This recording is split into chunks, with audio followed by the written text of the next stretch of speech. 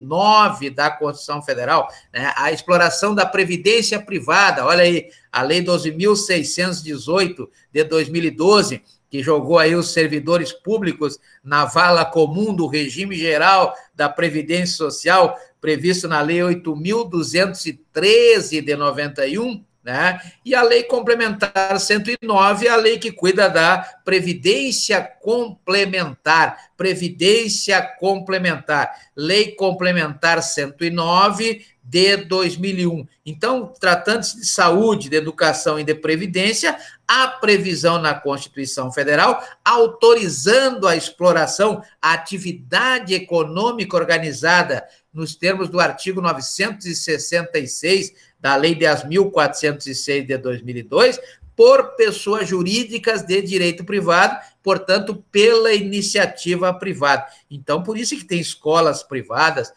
hospitais particulares, né?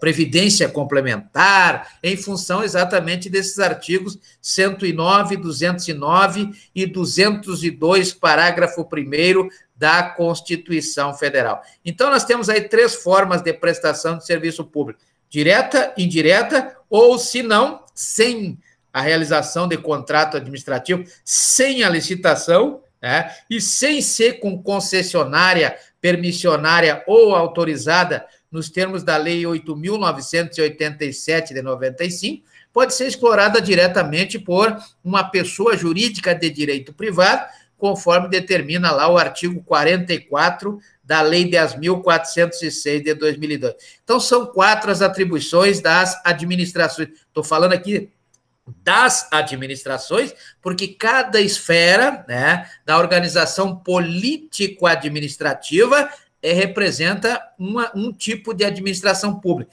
Então, nós temos a administração pública federal, com o que é peculiar, a administração pública federal, dentro daquelas competências, como eu já falei, do artigo 21 ao 24 e também o 30 da Constituição Federal, né? Tem a administração pública estadual e também a administração pública municipal.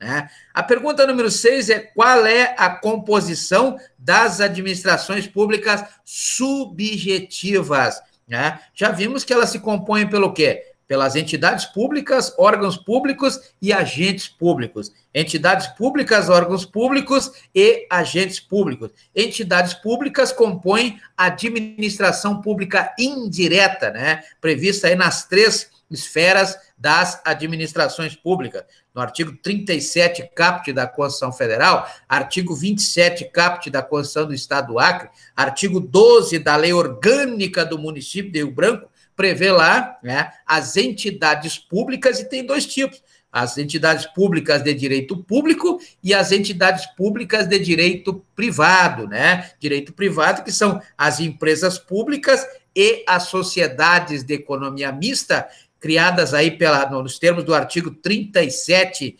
inciso 19 da Constituição Federal, né, reguladas pela Lei 13.303 de 2016, e servem exatamente para dar condições ao Estado, né, para que ele possa exercer atividade econômica organizada, buscar o lucro, né, naquelas 2 situações previstas no caput do artigo 173 da Constituição Federal, sem violar o princípio da livre concorrência, previsto no artigo 170, inciso 4º da Constituição Federal. Lembrando que as empresas públicas e as sociedades de economia mista, como elas são criadas com natureza privada, elas não têm privilégio nenhum do Estado, não é verdade? É o que prevê lá, principalmente na área fiscal, a área dos impostos, né, dos tributos, conforme prevê o artigo 173, parágrafo 2º da Constituição Federal.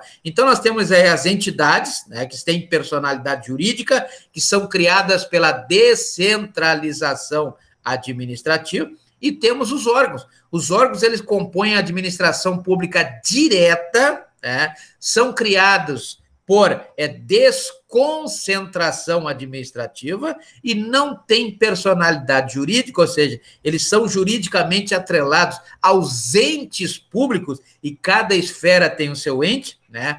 presidente, governador e prefeito. Então, vejam que a composição das administrações públicas subjetivas se dá pelas entidades, pelos órgãos e pelos agentes públicos. Agentes públicos, logicamente, no sentido genérico, como prevê o artigo 2º da Lei 8.429 de 92, a lei aí que traz a improbidade administrativa, que não é um crime, né? A improbidade administrativa, que não é um crime, né? Na verdade, é praticar os atos administrativos contrariamente ao que prescrevem os princípios, né? Principalmente os princípios do LIMP, famoso LIMP já, legalidade, impessoalidade, moralidade, publicidade e eficiência. Então, gera aí a improbidade, a desonestidade administrativa. Está previsto lá no artigo 37, parágrafo 4º da Constituição Federal. Artigo 37, parágrafo 4º da Constituição Federal, regulado pela Lei 8.429 de 92, e lá no artigo 2º tem-se aí, então, o conceito, né, ou a definição do conceito de agente público, assim como tem também no artigo 2º, parágrafo único da Lei 13.869 de 2019, que é o crime, aí sim é crime, de poder de polícia, crime do poder de polícia da Lei 13.869 de 2019. Nós temos várias espécies de agentes públicos, né?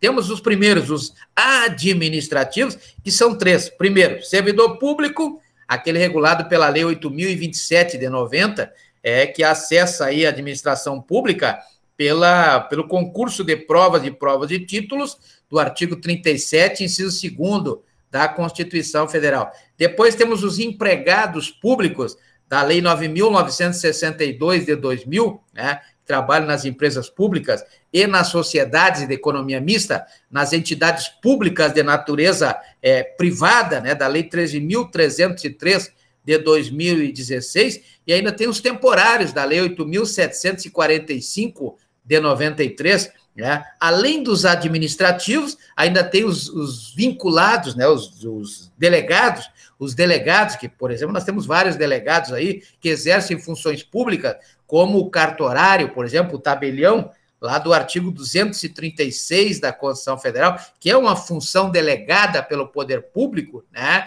Regulada pela Lei 8.935 de 94.